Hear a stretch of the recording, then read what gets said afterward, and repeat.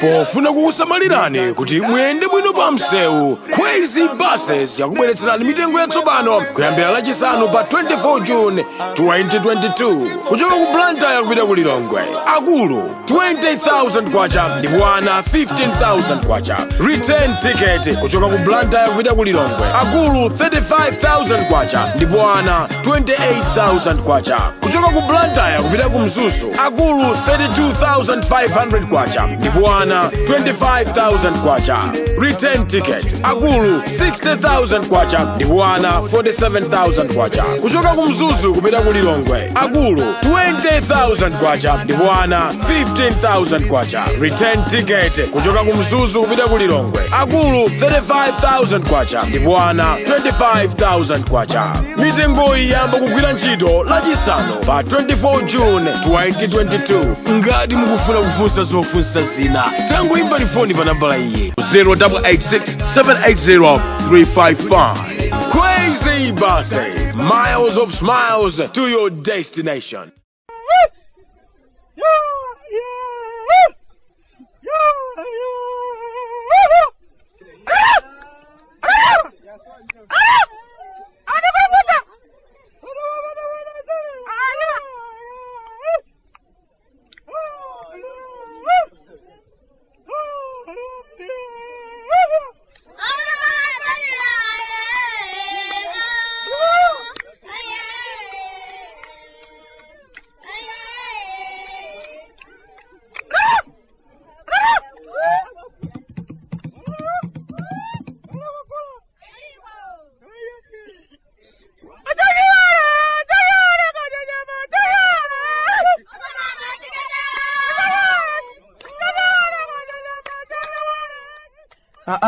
Kala tatemechoka kumudzi Malawi. Obwande mukuli chani? Achimwene, muli bwanji? Kuno kwanu unyasawandi ndi zikoma mwene. Ngati tikupuma kweni nkhani zatipanikiza mwene. Moti tomakira kuchita mantha kuti tituluke mnyumba mwene. Umati ukangotere iyo yaphulikaso nkhani. Ukatere umva iyo komatu kuno. Komabe tiyamikire basi zomwe zija zotsogola za Crazy kamba kuti gwiranso sitam pa tsiku lalero achimwene. Ukakwera basi za Crazy pa maulendo pakati pa Blantyre, Lilongwe ndi Mzuzu umapulumutsa ndalama zambiri. Kuyendetsatu galimoto nkotopetsa, thupi limafunika kumapuma, komanso zinthu zinadula. M'malo moti ayi ndipita ulendo upa galimoto yanga. Tawasiyana Crazy Buses akuyendetseni inuyo phe kusangala ndi wifi ya ulere mbasi. Zina ndi zina ndikumagwirabe ukuntunda ukutha. Ndikudziwa mtima uli pa kufuna kumva kuti kodi lero lino kunyasande nkhani ndiye zikuyenda bwanji. Achimwene sewero tulenilena mwene nyasande drama group kufikira kuti tayamba kumadandaula kuti mabwana komano mukanatipumitsako jamani chonde nkhani zitaba imani kaye yambani mwaima kaye. Kodi kukusulidwa boy thamanga wake wa boma lanji nkhotakota kapena mzimba chifukwa ndi tumapita chitsogolo masitepe awiri kenaka tumabwereranso mbuyo masitepe anayi. Ndiye kaya tikupita chitsogolo kaya tibwerera mbuyo zioneka zokha amwene. Chautsa mapiri pachigwa amwene ndi nkhani za Marita the Pangolini. Ena ake ojejeduka anayeserera kumugwiragwira the Pangolini katundu wa boma koma akadadziwa sizinathebu inotuyi zafika pachapoti zizathera mapenati. Zikuthera mapenati amwene. Sewero lenilene amwene. Kwathu kuno zochitika zake pena umadzifunsa kuti kapena mwina make lero ndi pa 3 Marichi, mwina kapena tikumvera sewero la Chilembwe, mwina kapena afika pachapo madzati ndi kananu kenaka wina kufika podzati tsala. Tindi anthu kundonda kochita zinthu zodabwitsa kwa basi. Anthu osaona nthawi yochitira zinthu. Anthu amene akumasokoneza kwambiri. Anthu amene akumakonzeka kuononga mbiri yabwino imene inayamba kale kukonzedwa. Ndi zinthu zozizira. Zifukwa za anthu ochepa zomati tionetsana andidziwaso mfana ameneyo. Mapitake dziko likuyendetsedwa ndi anthu amene ali ndi zifukwa m'mitima mwawo. Ndiye likumaloweranso ku zifukwa zawozo. Nkhani imene yachitikira Marita the Pangolini ndi nkhani zimene kuyambira pachiyambi ena akadakhala ochenjera akadakhala chete. Koma ndithu zikumayendera andidziwanso kuti ine ndi ine. pajatu sikale amati Marita akamba kutsata nkhani ndi achekulu amabwera kudzanena kuti inetu ndiye amene ndili bwana wake wa Marita ndiye akuyenera kumandifunsa kaya akufuna kaya sakufuna. Kenaka iyo inakalowa ku nyumba za malamulo, lamulo lidasinthidwa.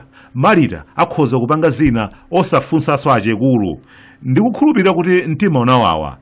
Zateronso eti komabe tiona kuti tichita bwanji. Naye Marita atamasuka ndi nzake pa 10 paja ndi kunali kuyala nkhani zonse. Achekulu tu ndi amene akukanikitsa zinthu kuti zisunthe. Komanso ujeni katangale nkhani mbwe. Achekulu anamva, mtima unawapweteka. Atamangidwa munthu wamkulu Salima kudakambidwa kuti ndi mmene nkhani ilili tikufuna titenge nganga yathu pa malamulo kuti ndi imene tithandize kuthamanga ndi mlandu umenewu. Achekulu anabweranso kuti zimenezo zosatheka sizingatheke. Basitu achina Marita kukhala pansi. Achekulu nkhani zinali zikadayendade mu mtima. Kenaka zotsatira zake tammangeni ameneyo asamadzone ngati dolo. Ndiyetu kunali kukammanga mmawa kwambiri nzawo akulota maloto achisanu.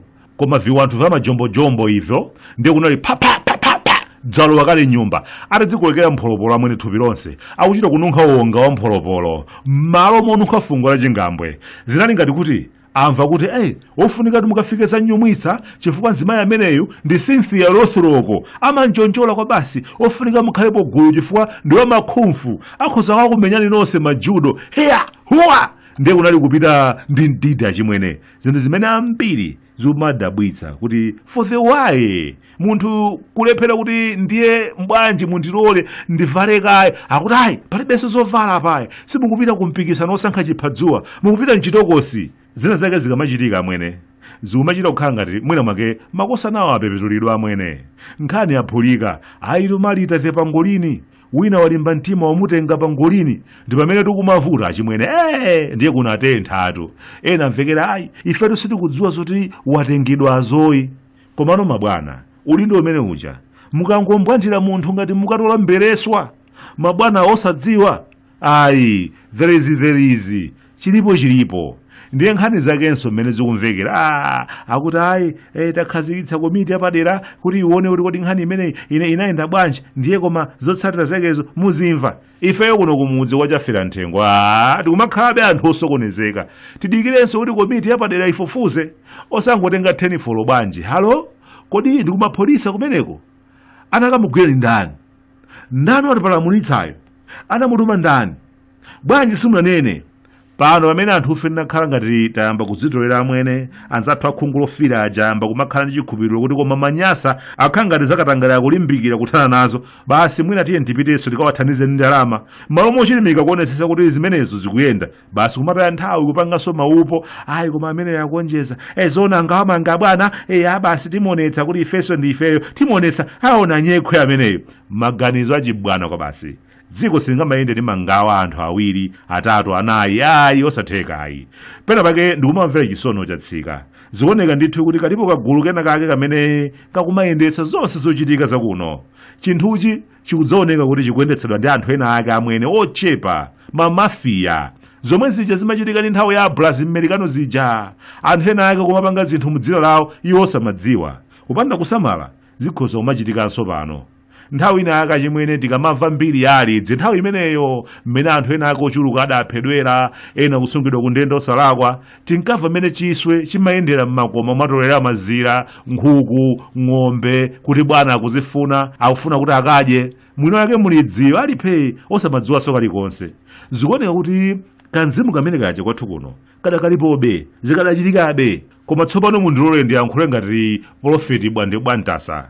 Ulendo uno akamberembere onse apita mmodzimmodzi azipezeka kuti okhaokha adzizipakapaka matope okha adzipita.